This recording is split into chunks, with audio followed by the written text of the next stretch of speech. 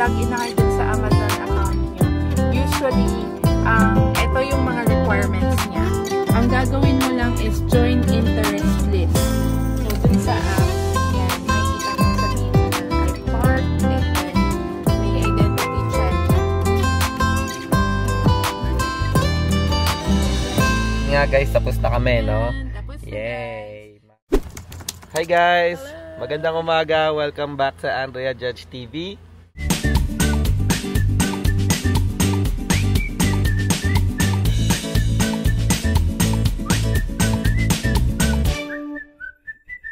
Ayan guys, so maaga kami nagising ni Andrea, no? Currently, yes. What time na? Mga 5:30 AM, yan.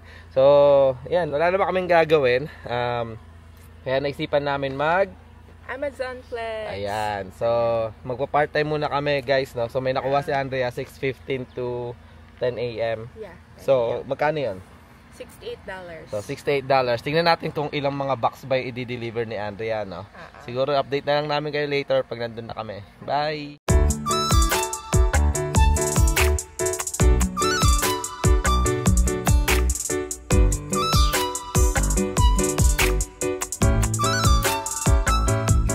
Nandito na kami sa Amazon facility, no? So, pagdating nyo dito sa Amazon facility, kailangan mo munang mag-check-in. So, dun sa app, yan, makikita mo, sabihin mo na, I parked, and then, may identity check, magpipicture ka. Ay, ulit. Yan. Tapos, i-verify na nila yan. So, yan, pagka picture mo, magcha-checking in na siya. So, next mo is, magbe-verify ka na ng driver's license mo. Ibibigay mo doon, tapos i-check nung Amazon customer, Amazon worker doon, no? Nakalimutan ko yung tawag sa kanila. Sa mga assistant. Ayan, papasok na kami. Bibigay ko lang yung aking, driver's license. Hello, good morning.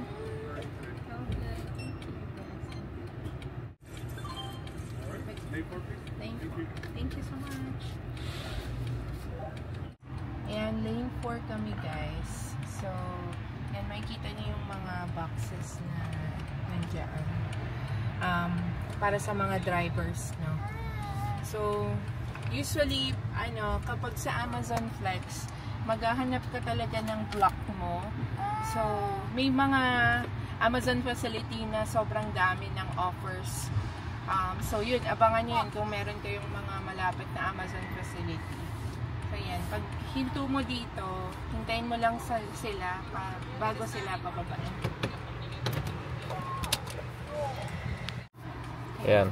And syempre, kailangan mong magsuot ng vest kapag nasa facility ka na at pag kukuha ka na ng box. So, ako lang yung pwedeng bumaba. Hindi pwede si Judge kasi ako yung naka-register, no? So, yan. Mamaya, pag pinababa na kami, load natin yung mga packages. Let's go. Ayan guys, nakuha na ni Andrea. So, sabi drive ahead. Ayan, papaunahin na tayo. Kumita ka na ng 68. Paano din yan? Grocery. Ayan. So, ayun, update na lang later guys. Palabas na kami guys. Actually, 46 packages yata, pero 35 stops lang tayo guys. Ayun. So, yun. Sa maganda area namin, maraming magagandang bahay na hal. So, yun, mangangarap na naman kami ni Andrea.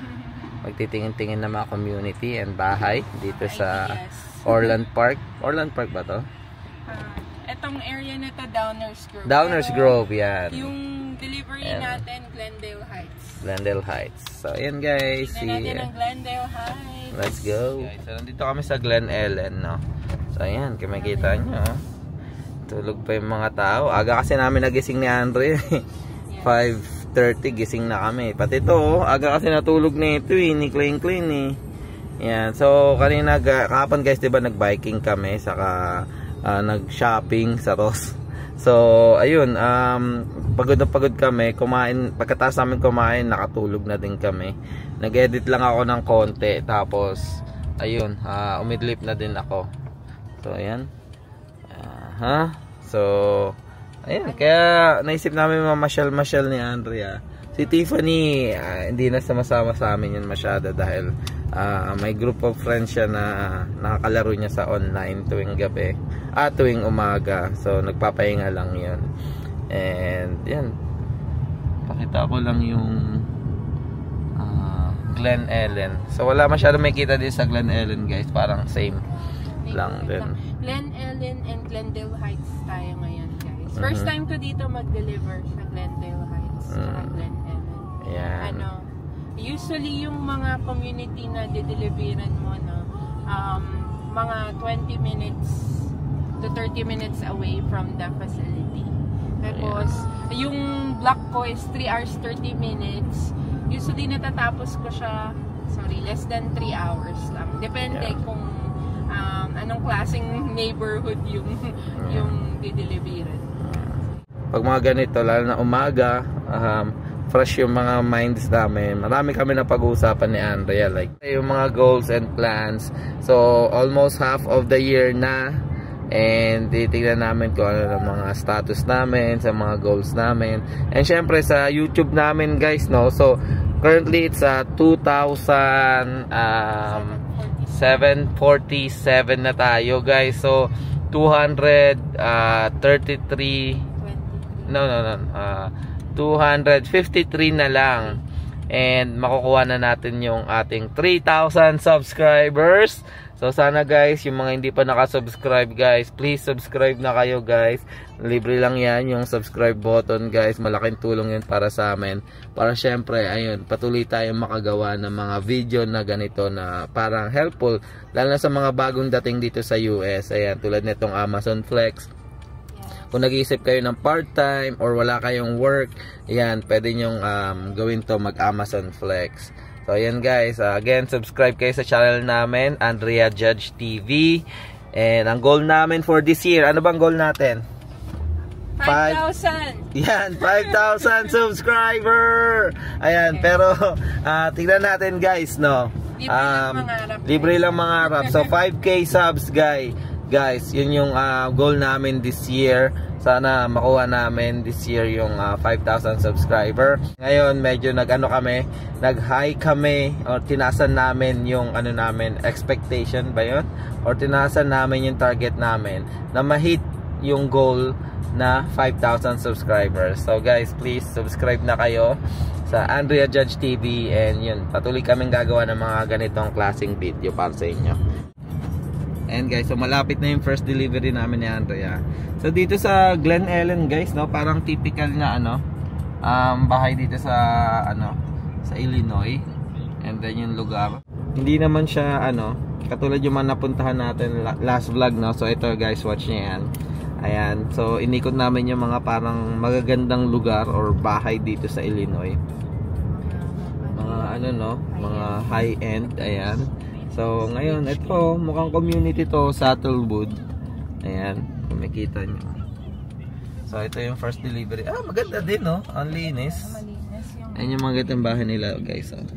And guys, yung mga nangangarap dyan, mga nasa Pilipinas pa lang na may priority date na nurse, or mga nurses na gusto mag-USRN or estudyante, guys. Ayan, lasapin nyo, guys. Nyo to, gawin yung motivation, guys. Ganito din ako nung nasa Pilipinas pa kami ni Andrea. So pag meron kayong makikita niyo naman sa app, may training yung Amazon bago kayo mag-start. So kailangan mong i-scan yung mga packages, and then ayun, magpi-picture ka lang. Sorry, hindi organized yung hinahanap. Hindi, nasa likod yung isa. So 3 package yung first ko. 3 package. Scan mo lang siya. And then de-deliver na natin. Yun. Nilalasap-lasap namin to ni Andrea dati na sa Pilipinas kami pag nanonood. May ligaw manood ng documentary, guys, Sa mga documentary, American series na documentary, nakikita ko yung mga bahay.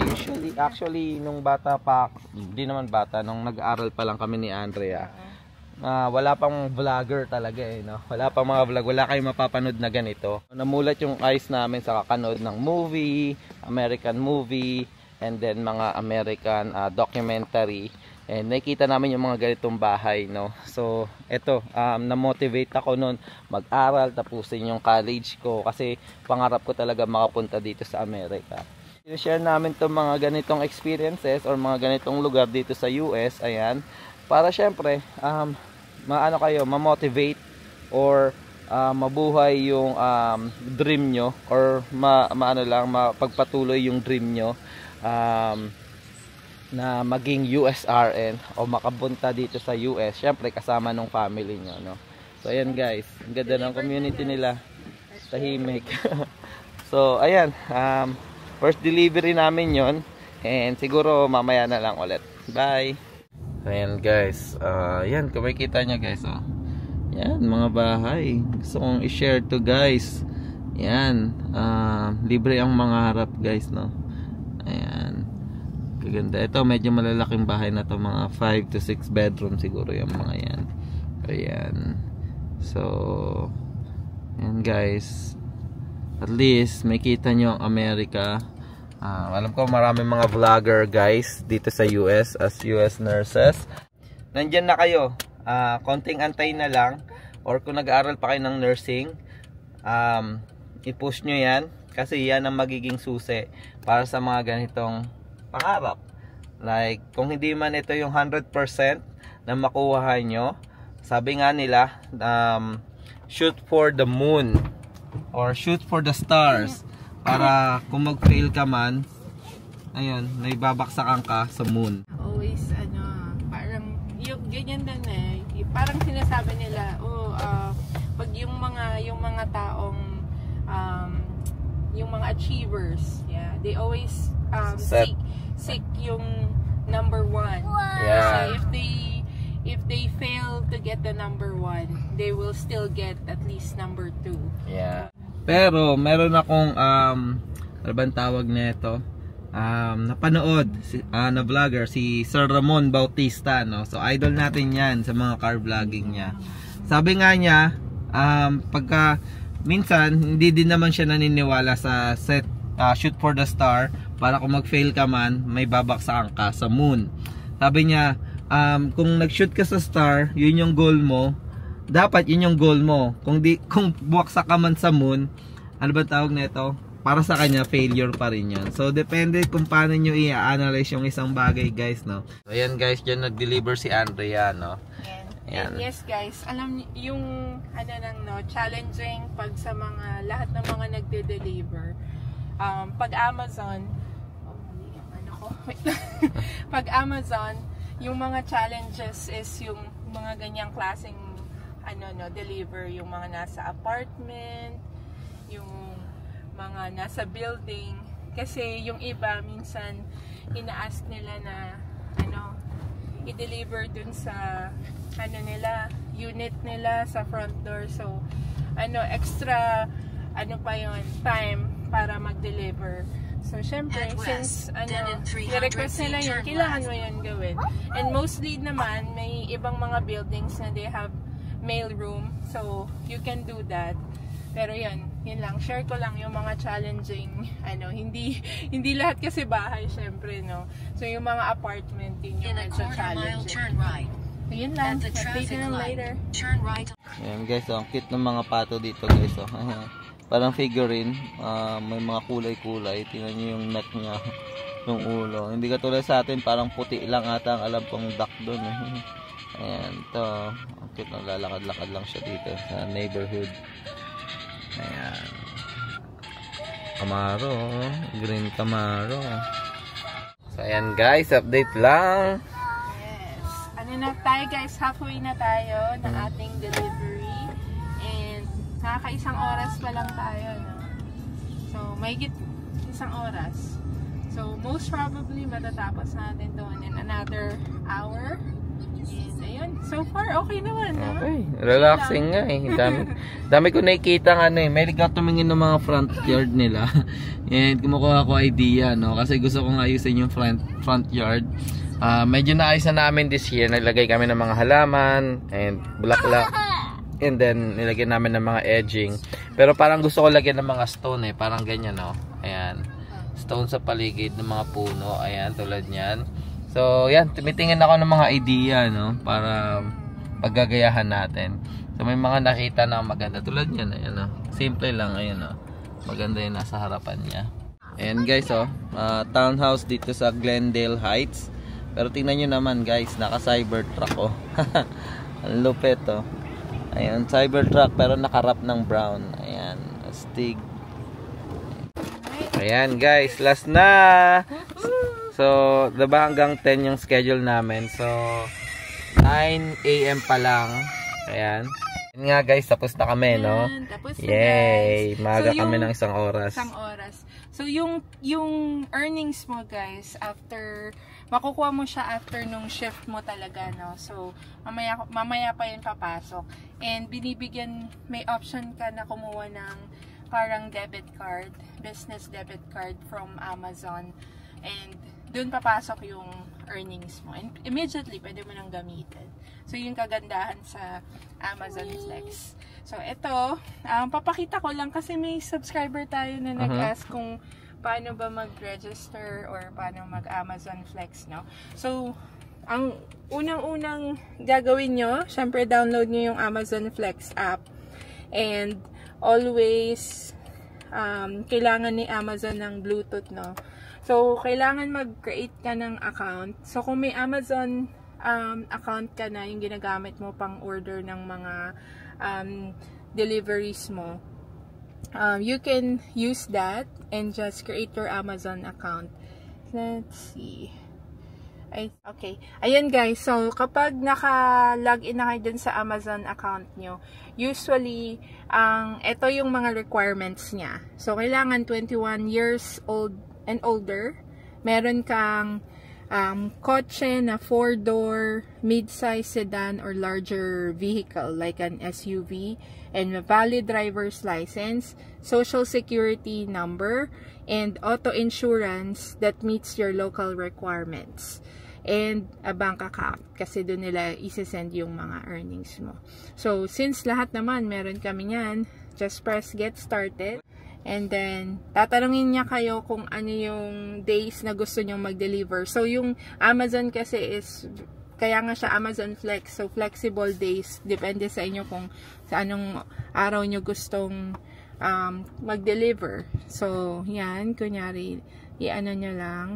Yung top 3, i-heart nyo. And then, pipili kayo ng usual times na nagde-deliver kayo. So, top 2, magbibigay ka. So, kung gusto mo, early morning, ito lang yung available mo, evening, yan. So, heart mo ulit yung top 2. And then, next. And then, how many hours per week? So, sabihin natin, available ka lang ng 11 to 20 hours. Select mo lang yan. And then, lalagay mo yung model ng kotse mo. So, lagay mo lang kung anong klaseng kotse meron ka. Ayan. And then, ayan. Ine-next nyo lang. And then, actually guys, hindi naman kailangan na tag dito, inspection yung car nyo. So, ilalagay nyo lang yon. Pero, ayan guys, set your expectation na pagkalagay mo nung zip code mo, hindi agad-agad magkakaroon ng availability.